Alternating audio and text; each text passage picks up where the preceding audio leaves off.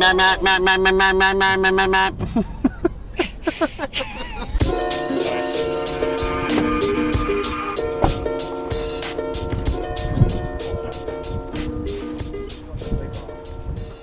interlocking blocking, just block. You reckon they're ever going to read that water meter? Well, we're going to box that out because that's all going to be turf. We'll build a little box, retaining wall in there.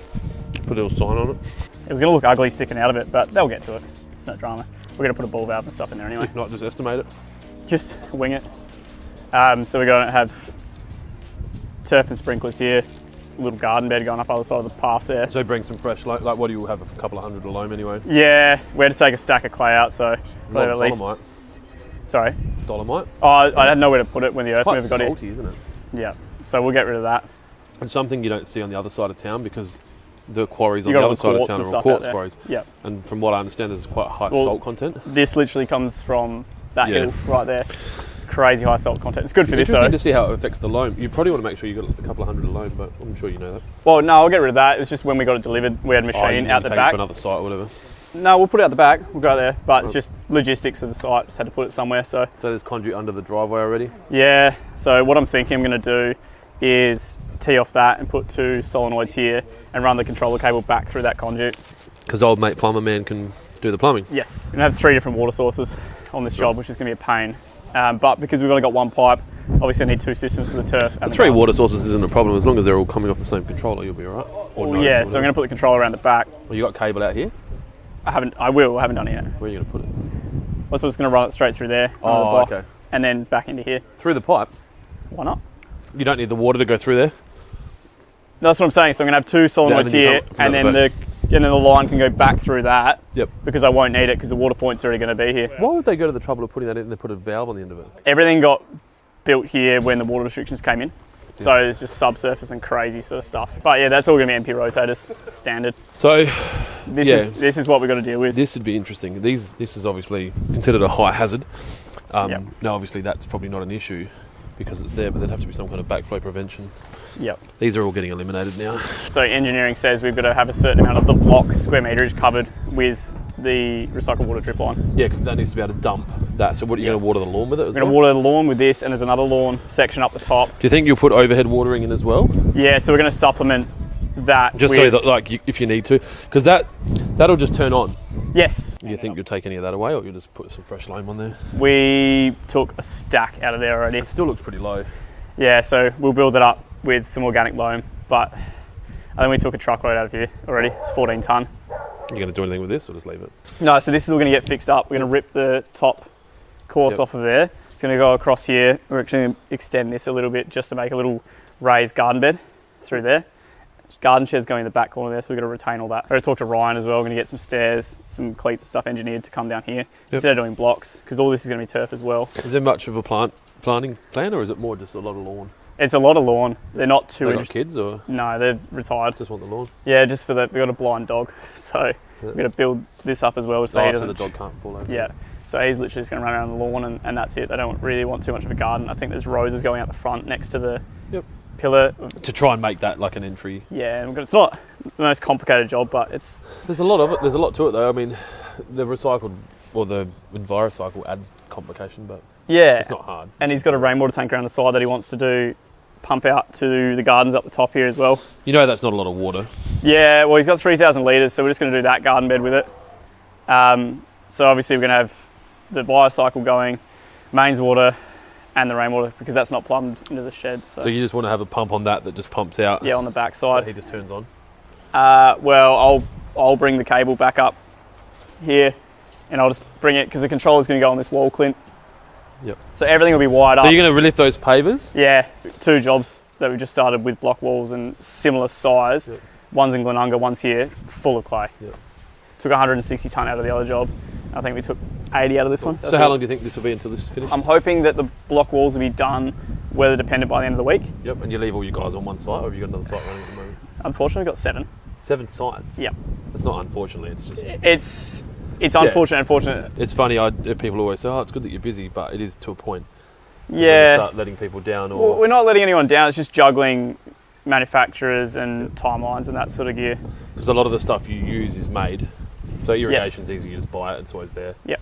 block walls. Some of it we got stone we got to wait on. So we've done all the prep work. We've got to wait for the stone. There's a few bits and pieces that need finishing on jobs. And So what's the process for installing these walls?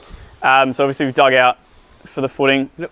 We're going to go a little bit deeper than that. Yep. So you get a machine in for that? Yes, Yep. had the excavator in and dig that. I've got a subby that does all our... I had to book him like a month in advance to even come out. So we did this one in Glenunga in the same week just because it was hard to get him. So because of where we are? No, he's just busy. He literally lives up the road. Okay. It's just he's super busy. Yep. So we'll dig all that out. And then concrete or rubble? Yeah, we'll steel it up Yep. and concrete it, and then we'll mortar on top of that. And so this wall will be core filled with aggregate. Aggregate, same as the front? Yep. So the water can pass through it, just takes the pressure off the back of the wall. Yep. And do you put any like ag pipe in these walls? Is that you're concerned about the drainage for this? Yeah, absolutely, on the back there. Oh yeah, so that's ag pipe there. Yeah, I mean that's a pretty average way of doing it. It's very interesting what they've done there. I won't be using that. They've stuck it inside the... Yeah. So I'm assuming that's up there. I mean, it's probably not terrible, but it's not great either. It's probably unnecessary. Yeah. It's pretty, we're going to have to resettle that anyway because that's falling over. Yep. But I'll worry about that. There's a sump down there we can use. We've got a few that are in this sort of capacity at the moment. I've decided I'm not quoting any more work for a few months because we've got too much going on now.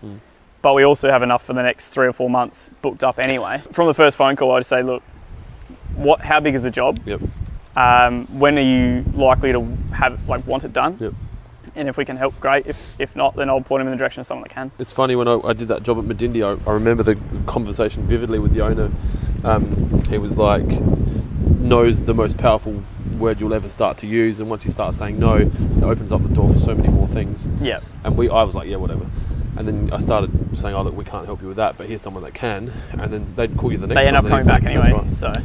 Right. But then they've experienced something else, and they're like, oh, okay, cool. Maybe you are worth waiting for. Yeah, there's a. You are worth paying a little bit more for, and there's trust because you've openly said go somewhere else. Yeah, like I want you to get your job done. Yeah. I can't help you. These guys can. I'm not just here to make the money. I'm here to. No, and that's what I try and get across to everyone anyway. This customer is really cool. Yep. He suggested a few things, and we've gone back and forth. He goes, oh, well, what do you think? And he's cool. Just about that. And we've ended up helping him out a fair bit on other things. So all these 8 down pipes were going to a sump that the plumber didn't drill the hole in.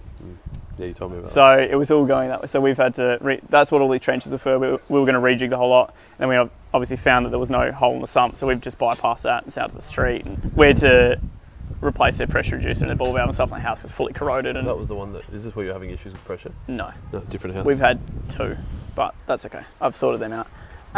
So there was subsurface out here or garden? There was subsurface. This was turf originally anyway. Yep.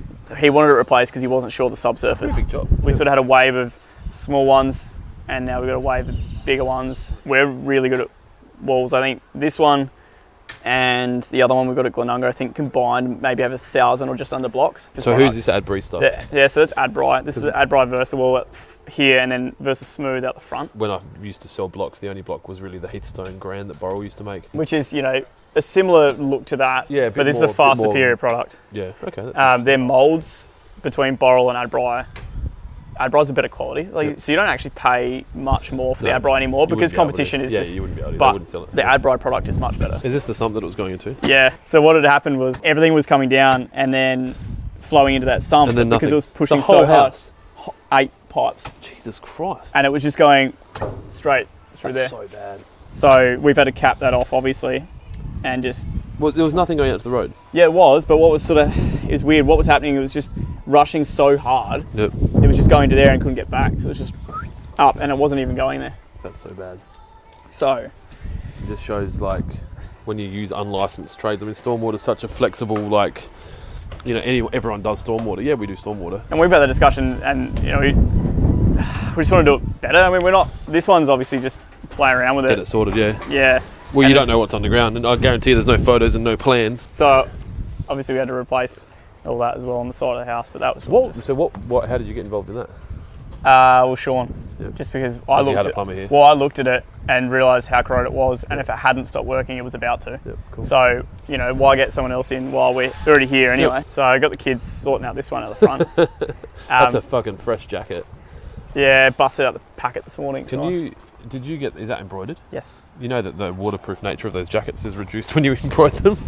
They get soaked anyway. So we did... Because I bought some, I went and saw my guy this morning. I picked up these. I've got some new ones of these. Yeah, they're nice. And I said, oh, can you do my high-vis stuff? And he's like, yeah, I can't embroider it because it takes the high-vis away, but they're going to look at doing like heat transfers, which looks like that's what you comes did. Off. Yeah. So because it's got this weird coating on it, so Brandon's, mine, Thomas's and Liam's are all that. I might screen print it maybe. Well, they've started coming off, so that's why... But that's not screen, that's like heat transfer, isn't it? Yeah, so that's why I've gone away from that and gone on to just the circle on the back. It'll keep them dry. They're not any water that gets through the fucking... No, and these come with a vest as well underneath, like a fleece line vest. Yeah.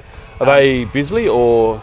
They're Rainbird. Yeah, okay. Shirts are all Bisley. Yep. Jumps. Because I found some 5-in-1s for about $120. Yeah, I think these are about that. We get off because we buy it from the same place every time. Yep. So what's happening up here? Unfortunately, it rained this morning, so we can't glue the caps down. You just use a construction adhesive for that, or do you use an actual tile glue? Depends on the cap. These are absolutely fine with the construction adhesive. Obviously, got to wait till they're dry, so see how it goes this afternoon. Never Nail. Proudly brought to you by Maxim, the tradesman's choice.